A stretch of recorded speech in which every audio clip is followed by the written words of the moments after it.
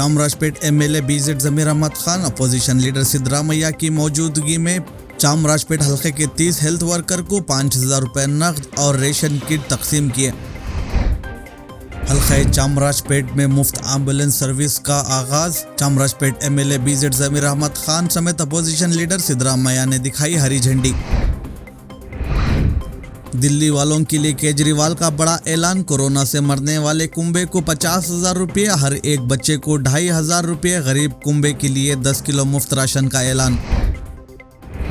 Israel फलस्तीन तनाज़ा, America ने की cease fire की हिमायत। बाइडन का एक हफ्ते में तीसरी बार नेतन्याहू को फोन। तूफान तौते का जोर टूटा, गुजरात के साहिली इलाकों में तबाही, 5 अफराद हिलाक। यूपी के देही इलाकों में सेहत का निज़ाम राम भरोसे। कोरोना की दूसरी लहर में तिब्बी सहूलत फराहम करने में सरकार पूरी तरह नाकाम, इलाहाबाद हाईकोर्ट का ऐलान। हरियाणा में 25 साल नौजवान मॉब लिंचिंग का शिकार, लोहे के राड से आसिफ को पीट कर शरपसंदों ने किया कत्ल। सिंगापुर में वायरस की खतरनाक नई शक्ल, बच्चों के लिए महलिक हिंदुस्तान पहुंच सकती है, फ्लाइट्स पर पाबंदी आयद की जाए, अरविंद केजरीवाल का बयान।